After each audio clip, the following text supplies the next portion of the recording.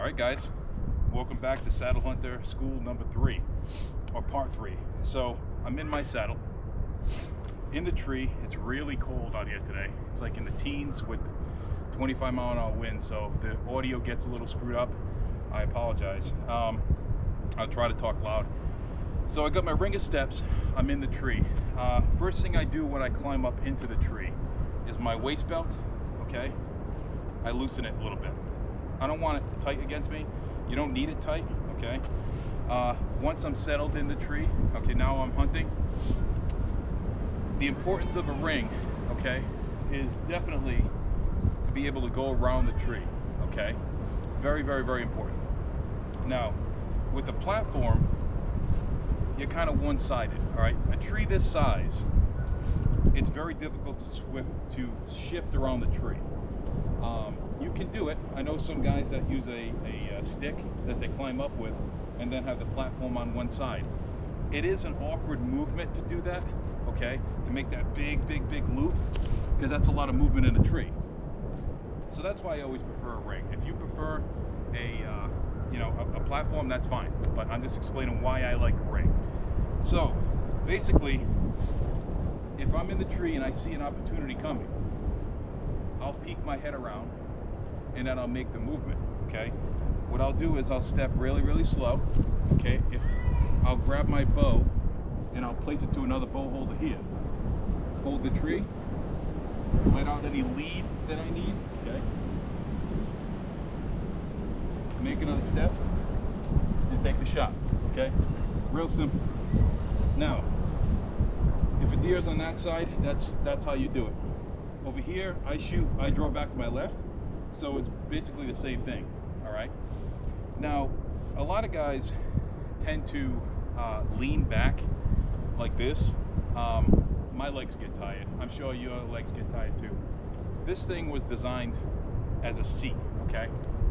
To be seated, like so. Not only is it more comfortable this way, but you're tighter to the tree, so your profile is in with the tree. Okay, you blend in. That's something I definitely recommend if your legs are getting tired. Definitely do that, okay? Now, basically my bow holders, okay? You notice there's a bow holder here. This is where I traditionally put my bow. I'm in a public park right now, so I can't have my bow. But I don't want to get arrested. But anyway, I have a bow holder here and another bow holder here. And you notice I have 2 backpack holders, okay? It's important. Now, when I'm in the tree, my backpack holder is easy access for me. Actually, I'd like to be a little bit higher, but it'd be easy access for me to get all my gloves, my head covers, once I'm in the tree, okay? Now, once I'm settled, I'll get the backpack and drop it down about a foot. Why? So it's out of my range, out of my vision, and it's easy, it's out of my way when I'm taking the shot, okay? Here I am going around. If that backpack was here, it'd be in my way. So it's important, let out a little lead, make that movement, bang, okay? It's still out of my way.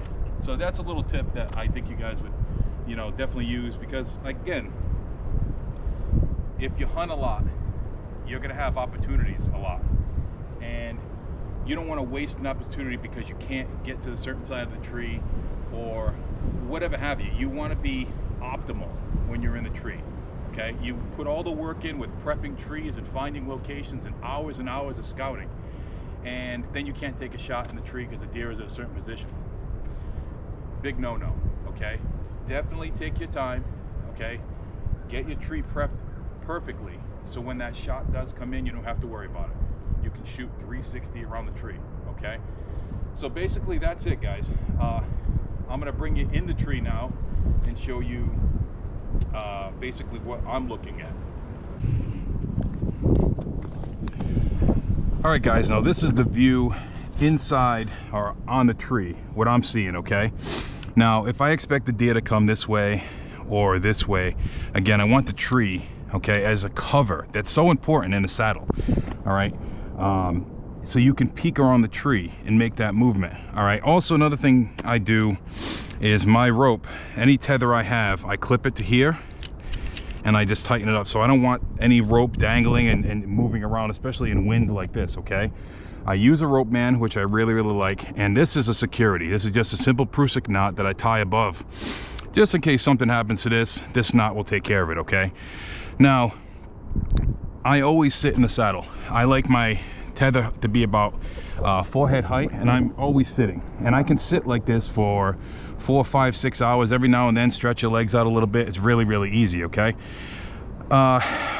With the platform, with even with ringer steps, a lot of guys like to stand leaning way out. Well, that your body is so far away from the tree, it stands out, okay? It's very unnatural. So if you do decide you want to lean, try to tuck it in a little bit more, okay? Try to get closer to the tree, because use that as an advantage. It's really important, especially with mature animals. So again, I have my steps down here, and one thing that a lot of people don't talk about that I haven't heard is make sure, there's a deer right there running. Look at that, guys. I mean, who's better than me? So if I was to take that shot, look at that. So there you go. I had a deer come in, didn't even see me. I'm on the ground. All right, so back to what I was saying. Is your bow rope, this right here, you want to be centered and have a step in the middle, okay? The reason is you want to be able to make that movement. Bring the other foot this way, bring the other foot that way. I hear a lot of people say their feet get very tired, or one leg gets very tired.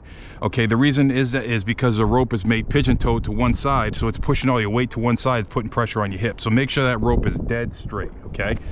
So this is basically what I see, all right? So if I see an animal coming in, what I do is I swing. And there's the dog. So I would swing, grab my bow, and get ready for the shot, okay? Real simple. Or I'd put my bow on the other bow holder here. If it's the deer's on that side, again, I'd swing to this side of the tree, I'd peek, I look, okay, and take the shot. So it's all about timing in the tree. It's all about, you know, if you see something coming, be ready for it. Don't wait for it to be 10 yards away. Be ready for it to take the shot. Very important. Again, my backpack, you can see it's down low. In the early morning, I like it up here, okay? So I can get all my stuff out, my head cover, my gloves, whatever. And from there, what I do is then after that I get all that stuff on, I drop my backpack down low so it's out of my way, out of my vision, okay? Basically, that's it. All right guys, real quick, I want to show you the simple basic ringer steps, okay? So when you get to your tree in the morning, or in the early morning, early afternoon, okay, it's real simple. Get your strap, make sure this is closed, all right? And what you do is thread it through, real simple, and it's actually real quiet. Tighten it up. All right. Now what I like to do is get my steps and put them where I want them to be while I'm holding the